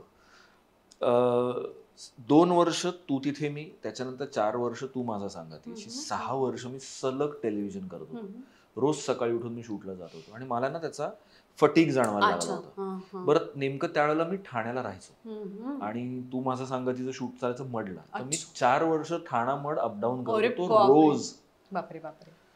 सो त्याच्यानंतर आहे ना माझं असं झालं होतं की आता आपण जरा काहीतरी थांबू, काहीतरी वेगळं करू किंवा नको करूया काही काळ. आणि मला राकेश सरांचा फोन आला की क्राईम पेट्रोल जरा वेगळ्या फॉर्मॅटमध्ये आम्ही करतोय, तर तू करशील का. तर माझं असं अरे यार आता आपण ठरवलं होतं, पण राकेश सर होते, म्हटलं करतो. आणि ते म्हणाले की ते रोज नसतं, आठवड्यातले 3च दिवस शूटिंग असतं आणि तुझं एक कॅरेक्टर आम्ही उभं करतोय, जसं मंगेश देसाईचं उभं करतोय, असे अजून 2-3 आम्ही आयडेंटिफाय करतोय. सो कदाचित महिन्यातले काही सगळे दिवस 4-5 दिवसच लागतील. So I started doing that. आणि ते एक कम्प्लिटली वेगळं जग आहे. क्राईम पेट्रोल आणि आपलं एरवीचं शूटिंग ह्याच्यात जमीन आसमानाचा फरक. कारण एक तर काय होतं, 3 दिवसात एपिसोड शूट होतो अख्खा. त्यातला 1 दिवस हा पोलीस स्टेशन असतो. आणि जेव्हा पोलीस स्टेशन असतो तेव्हा मी, कारण मेन कॉप होतो त्यातला, 30 सीन असतात करायचे तुम्हाला. ते कधी कधी एका ओळीचे सीन असतात काही काही, पण 30 ते 32 सीन सहज असतात. कारण तो 1 तासाचा एपिसोड असतो आणि त्यातलं ते इन्व्हेस्टिगेशन आणि हे सगळं उलगडणं तो 1 दिवस असतो. पोलीस स्टेशनचा दिवस त्या दिवशी असतो, त्या दिवशी म्हणजे तुम्हाला मरायला पण वेळ मिळत नाही. कारण धाड धाड धाड धाड. बरं त्यांचे जे कॅमेरामन असतात, असा ट्रायपॉडवर वगैरे कॅमेरा कधीच नसतो, हातात कॅमेरे असतात सतत. आणि एका वेळेला 2 किंवा 3 कॅमेरे असतात. लाइटिंग बिटिंग पण फार नसेल. नाही, कारण ते खूप रिअल शूट करतात सगळं. आणि त्यामुळे ते जे ऑन द टो शूटिंग होतं ना सगळं, आणि मग जे 2 दिवस असतात इतर, ते मग जे गुन्हा कुठे घडला, कसा घडला, अमुक झालं तमुक झालं, तेव्हा पोलिसांना खूप आराम असतो कधी कधी. म्हणजे कधी कधी तर आमचं दुपारी 4 बीरला पॅकअप व्हायचं. आणि असे आठवड्यातले 3 दिवस, त्याच्यात 1 स्टोरी. मग बरेचदा मी 2 स्टोरीज पण सलग करायचो, कारण माझं आणि मंगेशचं कॅरेक्टर समहाव आवडू लागलं खूप लोकांना. ते वडापाव खाणं वगैरे खूप आवडायला लागलं. मग लोक मला विचारायचे, सर मग आमच्या बिल्डिंगच्या खालचा एक वडापाव आला होता, तो मला सर मी तुम्हाला रोज वडापाव आणून देत जाईल. म्हटलं मी खऱ्या आयुष्यात नाही खात एवढे वडापाव. पण ते खूप फन होतं. आणि ज्या लोकेशनवर आम्ही शूट करायचो ना, अरे बाबा रे बाबा, कुठे कुठे कोपऱ्यात जाऊन ती लोकेशन शोधलेली असायची त्या लोकांनी. त्यामुळे बरेचदा आपल्याला शूटिंग म्हटलं की जे एक अपेक्षित असतं, व्हॅनिटी असेल मग तसं काही नसतं. एक फ्लॅट असतो, तिथे तुम्ही तयार व्हा आणि ते म्हणजे त्याच्यासाठी आहे ना तुम्हाला तुमचा माइंड सेट करायला लागतो, तर खूप मजा येते. तुम्ही जर इतर शूटिंग सारखं तिकडे अपेक्षा ठेवून गेलात की नाही मग मला स्पॉट आला, कारण बरेचदा तुम्ही रेल्वे लाईन, मिठागर, खरे रस्ते, हायवे असं शूट करत असता, तर तेव्हा तुम्हाला हे लाड करून चालत नाहीत. आमचं बरंचसं शूटिंग हे नायगाव, वसई, कामण अशा सगळ्या भागांमध्ये व्हायचं, मीरा रोड वगैरे. तर तिथं तुम्हाला जर ट्रॅफिकमध्ये शूट आहे किंवा चालत्या गाडीत शूट आहे, तर तुम्हाला ते ऑन द टोस, म्हणजे तिथे तुम्हाला थिएटर खूप कामी येतं, पाठांतर पटकन होतं, तुम्हाला रिटेक्स फार लागत नाहीत. पण त्याच्यासाठी तुम्ही जर एक नॉर्मल शूट सारखी अपेक्षा ठेवून गेलात की मला ते सगळं पाहिजे, तर मग नाही होत तसं. मग काही लोकांनी प्रयत्न केला ते करायचा, पण त्यांचं असं आम्ही नाही करू शकत, हे खूपच अंगावर येणार आहे सगळं. पण मला खूप मजा यायची. मी 1 वर्ष ते इतकं एन्जॉय केलं. आणि त्यात आम्हीच हे पण होतो, म्हणजे अनुप सोनी नॉर्मली सूत्रधार असतात, पण आम्ही जो फॉर्मॅट केला, जो काही काळापुरता चालला, त्यात मेन इन्स्पेक्टर हाच नरेटर असायचा. त्यामुळे त्या अँकर लिंक्स पण आम्हीच करायचो, मी, मंगेश किंवा जो कोणत्या स्टोरीचा मेन कॉप असेल. पण मी खूप म्हणजे खूप एन्जॉय केलं. मला 1 वर्ष अतिशय मजा आली. फक्त नंतर नंतर काय होऊ लागलं, त्या स्टोरीज माझ्यासाठी थोड्या रिपिटेटिव्ह व्हायला लागल्या. ते करणं रिपिटेटिव्ह व्हायला लागलं. आणि पोलीस ही इमेज खूप घातक आहे बाहेर काम मिळवायला असं वाटायला लागलं मला, कारण लोक तुम्हाला पोलीस म्हणूनच बघायला लागतात. मग मी राकेश सरांना सांगितलं की आता मी थांबतो, I am enjoying this thoroughly, पण 1 वर्ष केलं मी, आता मी थांबतो. पण आजही ते एपिसोड बरेच लोक मला फॉरेनवरनं वगैरे, मला आठवतंय मी मस्कतला गेलो होतो, तिथे मला एक अरेबिक बाई भेटली जी हिंदी पण नव्हती, क्राईम पेट्रोल, क्राईम पेट्रोल असं करून, मला खूप मजा वाटली होती. तर भारताबाहेर परदेशातही खूप लोक क्राईम पेट्रोल बघतात आणि मला त्याचा आनंद होतो खूप, की आजही लोक तुम्हाला आठवण काढतात तुमची. मला असं वाटतं की तुझ्या करिअरबद्दल, कामाबद्दल भरपूर बोललोय. मी असं ऐकलंय की तू तुझ्या पर्सनल लाईफमध्ये सुद्धा तेवढाच रमतोस, रादर तुझ्या बायकोला, मुलांना खूप वेळ देतोस. कसा देतोस मला नाही माहीत, पण हे कसं जमवतोस? ऍक्च्युली सांगू का, हे माझ्या बायकोने जर ऐकलं तर ती हसेल जोरजोरात. मी नाही वेळ देत, ते माझ्यासाठी वेळ देतात असं मला वाटतं. म्हणजे आता मी आत्ताच सांगतो, मला आता इथून आम्ही एका रेकीला जाणार आहोत, मी फिल्म करतोय त्याच्यासाठी. तर आज रविवार आहे, खरं तर मी रविवारी खूप टाळतो काहीही करायचं, काम करायचं. मी म्हणून गेले काही वर्ष नाटकही करत नाही, कारण नाटक म्हटलं की शनिवार रविवार कंपल्सरी आले. तर मला नेहा म्हणाली की मग एक काम करू, तुला रविवारी घरी थांबायला मिळणार नाही, मग आम्ही येतो तुझ्याबरोबर विरारला जाणार होता मी आता रेकी करायला. सो ते माझ्या बरोबर असण्याचा वेळ काढतात, एस्पेशली नेहा काढते, माझी बायको काढते. कारण मुलांचं कसं आहे, मुलं आता मोठी झाली, माझी मुलगी आता 8वीला आहे, मुलगा 5वीला आहे. त्यांना त्यांचं एक जग आता हळूहळू तयार होत आहे, त्यांचे मित्र. सो बरेचदा ते असं सांगतात की मग तुम्ही जा, आम्हाला खेळायचं आहे, आम्ही घरीच थांबतो किंवा काही. पण नेहा माझ्यासाठी वेळ काढते बरेचदा, मी नाही काढत त्यांच्यासाठी वेळ. कारण काम करत राहणं ही एक गरजही आहे, हर तऱ्हेची गरज आहे. म्हणजे आर्थिक गरजेपासून ते तुम्हाला ते करिअरच्या दृष्टीने, तुम्ही आता मी ब्रेक घेतो असं म्हणण्याची अजून तरी माझी, I don't know whether I am in that position or no. पण एक मात्र आहे, मी जर काम करत नसेल तर मी घरी असतो. मला बाकी सोशल लाईफ फारसं नाहीये माझं, किंवा जे आहे ते माझे मित्र खूप जवळच आहेत, आणि मग ते आयदर आम्ही त्यांच्या घरी किंवा ते आमच्या घरी, मग ते फॅमिली फ्रेंड्स आहेत. माझेच एक आपले स्वतंत्र मित्र, ज्याच्याशी माझ्या पत्नीचा संबंध नाही, असे माझे मित्र खूप कमी, नाके बरोबर आहेत जवळजवळ. त्यामुळं मग तो मग जो काही वेळ मिळतो तो तिथंच गेला पाहिजे. I don't want to be an absent father, because मी लहान असताना माझ्या वडिलांना, माझ्या बालपणाचा एक बराचसा भाग माझे वडील नव्हते माझ्याबरोबर, कारण आम्ही अंधेरीला तेव्हा घर घेतलं होतं आणि ती बिल्डिंग समहाव पूर्ण झाली नव्हती, बिल्डर पळून गेले होते मध्येच. त्यामुळे माझ्या वडिलांनी पुढाकार घेऊन ती बिल्डिंग उभी केली होती त्यावेळेला, आणि तेव्हा ज्या लोकांनी पैसे इन्व्हेस्ट केले त्यांना घेऊन. सो जवळजवळ 3-4 वर्ष आमची बिल्डिंग ती पूर्ण होईपर्यंत बाबा दर शनिवारी रविवारी अंधेरीला असायचं. तर माझा एक आयुष्याचा बराचसा चंक म्हणजे बराच म्हणजे 3-4 वर्ष मधली आय कुड फील की बाबा नाही आहेत, त्यांना जावं लागतंय. ते गेले म्हणून आम्हाला आमचं घर मिळालं फायनली, पण तेही तितकंच महत्वाचं होतं. पण मला ते तसं माझ्या मुलांच्या बाबतीत व्हायला नकोय. आताही बरेचदा होतं की तुम्ही आउटडोअरला वगैरे असता आणि काहीतरी महत्वाच्या घटना घडत असतात, तुम्ही नसता. पण जेव्हा जेव्हा आपण असू शकतो तेव्हा असायला हवं. कारण बाकी उद्या हे सगळे अवॉर्ड ट्रॉफीज वगैरे काही त्याचा एका पॉइंट नंतर त्याचा इम्पॉर्टन्स नाही. इनफॅक्ट तो त्या रात्रीनंतरच उरत नाही माझ्यासाठी. पण तुमची मुलं तुमची फॅमिली ही राहणार आहे तुमच्या बरोबर, राहायला हवी. ती राहायला हवी असेल तर तुम्हाला आत्ता त्याच्यात इन्व्हेस्टमेंट करायला हवी इमोशन्सची, असं वाटतं मला. तुझ्याकडे इतर सुद्धा तुझ्या फॅमिलीमध्ये छोटे छोटे मेंबर्स आहेत ना? आम्ही आमच्या घरात आम्ही 4 आणि आम्ही टोटल 9 जण राहतो.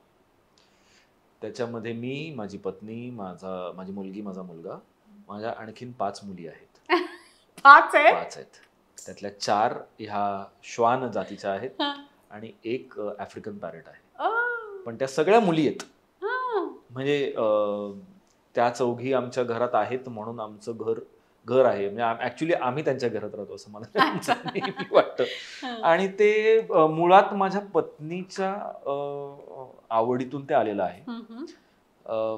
पण आता ते कसं आहे की आता आम्ही त्यांच्याशिवाय आमच्या घराचा विचारच करू शकतो. म्हणजे आम्ही अगदी घर घेताना किंवा घर बदलताना, कारण आता आम्ही रेंटल स्पेसमध्ये राहतोय, तर तेव्हा सुद्धा मुलींना राहायला कम्फर्टेबल घर कुठलं हा पहिला थॉट असतो आमचा. आम्ही पण मुलीच म्हणतो. हो, आम्ही पण आमच्या 2 मुलीच आहे. म्हणजे आम्ही बोलताना मुलींना जेवायला दिलं का, मग मुलींचं काय झालं, मग मुलींना आज न्यायचं, हे हाच त्या 4घी आहेत. कोको, झिबू, मिश्का आणि याना अशा 4घी आहेत. आणि आमची जी आफ्रिकन पॅरेट आहे ती नवीन मेंबर आहे आमच्या घरात, तिचं नाव गंगा.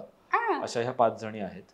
आणि ते सगळं म्हणजे इव्हन घराचं टाइम टेबल, वेकेशनचं टाइम टेबल त्याच्या भोवती फिरत असतं.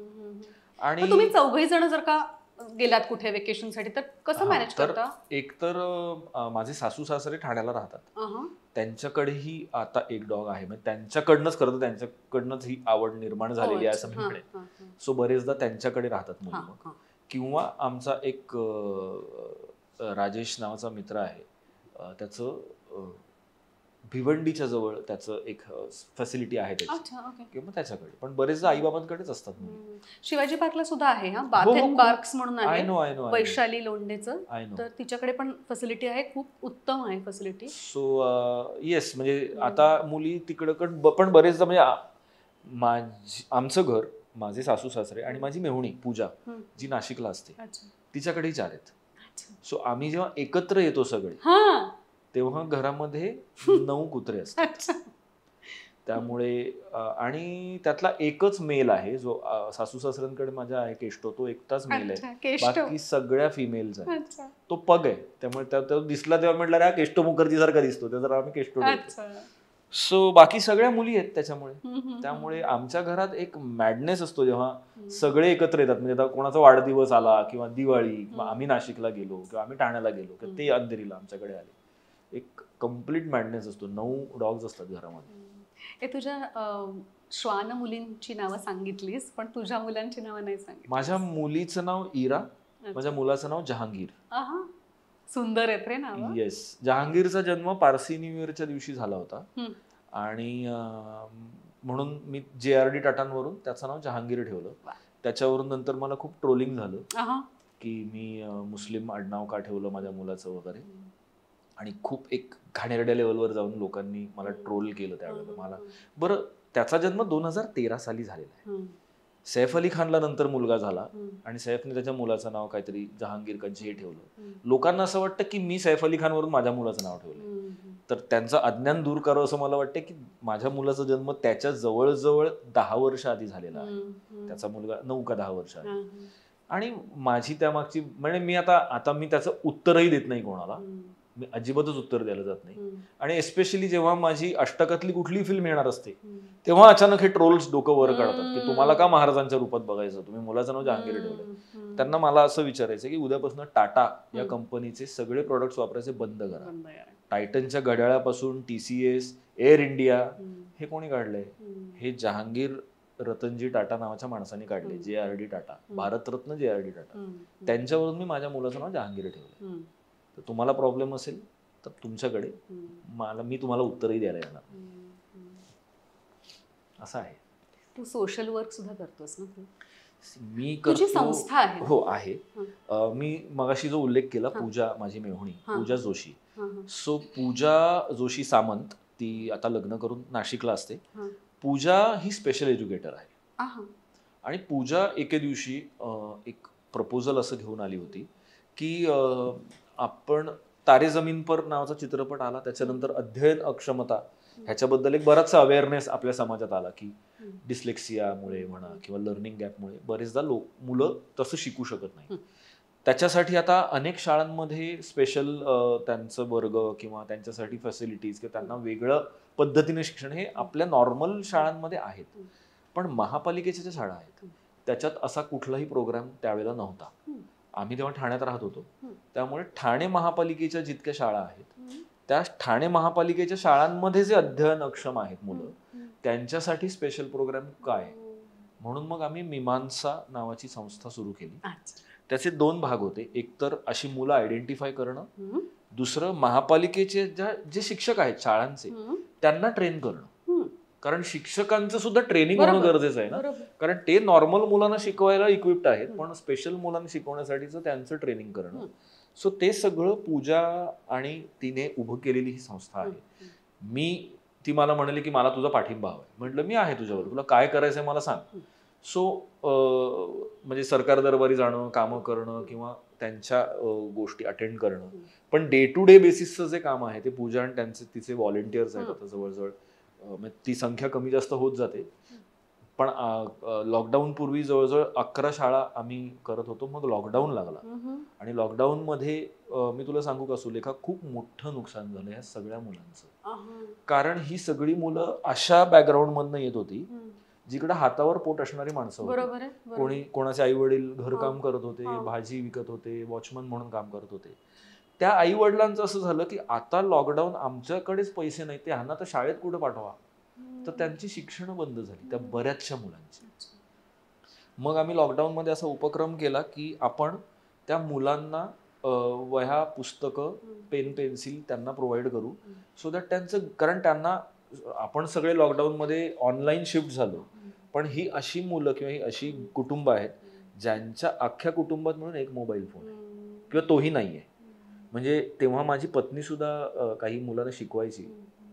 तर एक मुलगा होता, तर तो अप्रोच झाला होता नेहाला की तुम्ही मला इंग्लिश शिकवा, मला इंग्लिश शिकायचं. मग नेहाने त्याला शिकवायला सुरुवात केली. मग तो अटेंड करायचा बंद झाला. तर तिने विचारलं तू का बंद होतोस.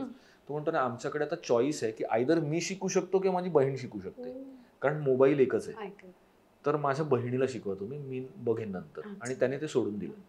सो अशी ही जी हा जो एक स्ट्रॅटा आहे ह्याच्यापर्यंत आपण पोहोचण्यासाठी म्हणून काय करू शकतो, तर मीमांसा आता ते काम करायचा प्रयत्न करते की आयदर त्यांना तुम्ही शिक्षण साहित्य पुरवा, आणि नाव दॅट सगळं नीट झालंय, पुन्हा शाळा सुरू झालेत आणि आता पुन्हा मुलं येऊ लागलेत शाळेत. कारण सगळ्यात मोठी भीती ही होती की लॉकडाऊन नंतर ज्या शाळा सुरू होतील त्या ह्यातली किती मुलं शाळेत परत येतील. कारण त्यांचे पालक समजा नाही तू आता कामाला लाग, कुठेतरी तू मदत कर किंवा तू आमच्याबरोबर गाडीवरच थांब, असं जर झालं तर मग काय करायचं. त्यातल्या बऱ्याचशा मुलांचे, काही मुलांचे पालक गेले, त्यांचं काय करायचं. सो त्याच्यासाठी म्हणून जे काही लागणारं एक आपल्याकडून जी काही मदत होऊ शकेल ती मीमांसा करायचा प्रयत्न करते. अशी आमची ही संस्था आहे. आम्ही ठाणे महापालिका क्षेत्रातच इतकी वर्ष काम करत होतो. ह्या वर्षीपासून आम्ही आता मुंबई महापालिकाच्या ज्या शाळा आहेत, सो आमचं काम हे पालिका शाळांमधनं चालतं. कारण तिथं आपल्या नॉर्मल शाळांमध्ये किंवा इंटरनॅशनल स्कूल्समध्ये जे इन्फ्रास्ट्रक्चर आहे ते तिथं नाही आहे. तर त्याच्यासाठी आम्ही त्या पालिका शाळांमधनं काम करतो. असं आहे. खूप मस्त. येस. कारण शिक्षण माझ्या घरामध्ये, म्हणजे माझ्या आईच्या घरामध्ये माझ्या जेवढ्या मावश्या आहेत त्या सगळ्या शिक्षिका आहेत, सगळ्या, ऑल ऑफ देअर टीचर्स. माझी आई पण ट्युशन्स करायची, शिकवायची, शिवाय ती लॉ करत होती. त्यामुळे ते एक शिक्षण ह्या गोष्टी प्रति खूप काय म्हणू, एक समावती अफिनिटी की शिकावं, लोकांनी शिकलं पाहिजे.